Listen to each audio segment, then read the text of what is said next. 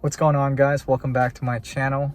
Finally got a warm day here in Virginia, so I installed the Renogy solar panel on top of the Nissan Pathfinder. I also got a chance to install the refrigerator on the back. So if you want to learn how I did both of those and how you can do them, stay tuned. The mount kit I'm using is by Renogy, which is the same company as the solar panel I'm using. It came with 4 aluminum mounting brackets and all the hardware that I need.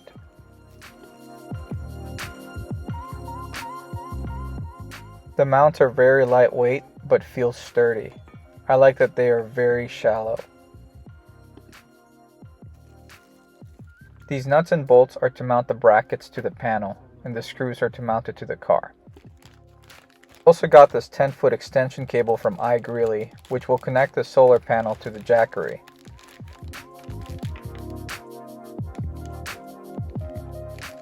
Here's the part number, but I'll be leaving links in the description if you want to know where to get it.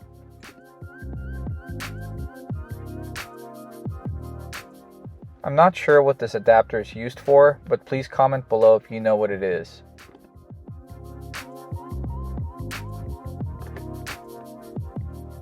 The iGreeley cable plugs directly to the jackery and fits nice and snug, but so does the adapter.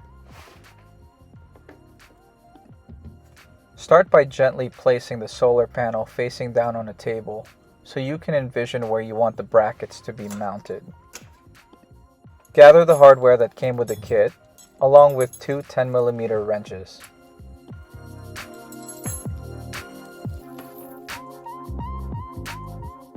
Hold the bracket where you want it against the panel with one hand, and use the other to get a bolt and washer to put through the mounting hole. Get another flat washer, a spring washer, and a nut to screw on the bolt.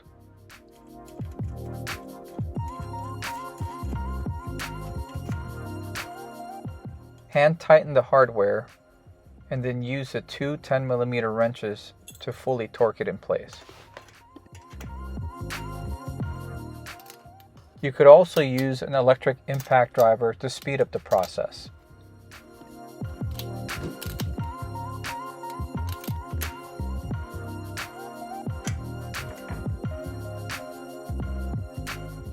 Repeat the process for all of the other brackets.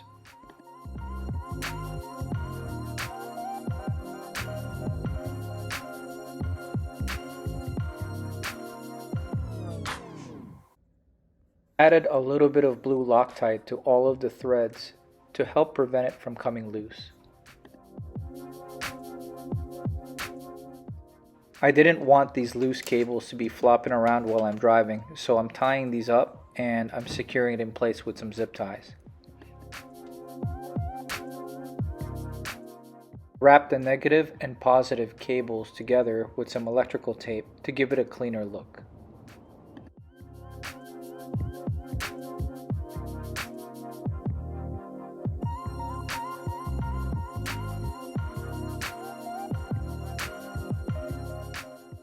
Now there's less chances of these cables getting caught during install, and it definitely looks a lot sleeker overall. Carefully position the solar panel on top of the vehicle, being careful not to scratch the surface with the brackets.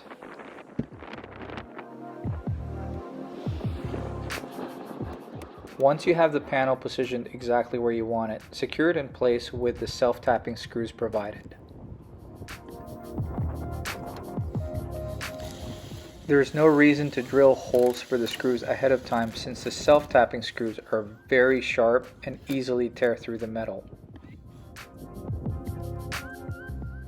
The self-tapping screws essentially have a drill bit built into the front of it. They also have these rubber grommet on the head side that keep water from leaking in. Just these screws alone make the purchase of the bracket kit worth it.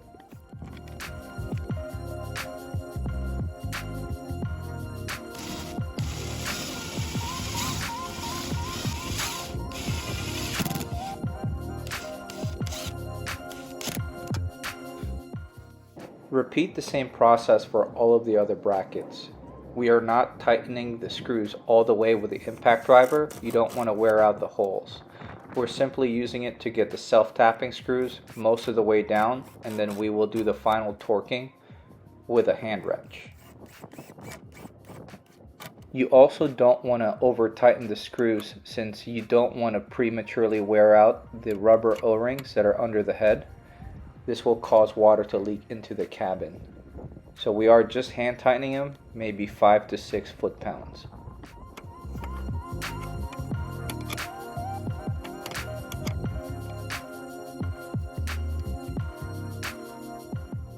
That is it for mounting the solar panel on your roof.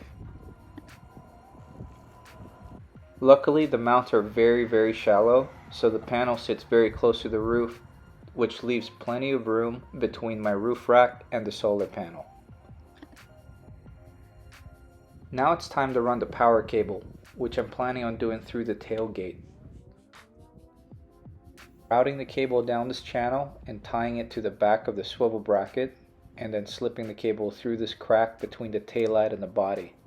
Be very careful and check that there is plenty of clearance around the cable when you're opening and closing the tailgate.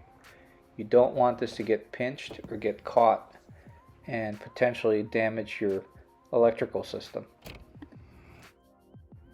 I'm routing the iGreeley extension cable through the quarter panel in the back, and then I'm fishing it through the hole for the wiring harness for the taillight. I'm just using a 90-degree picking tool to grab the head of the cable and pull it through the hole.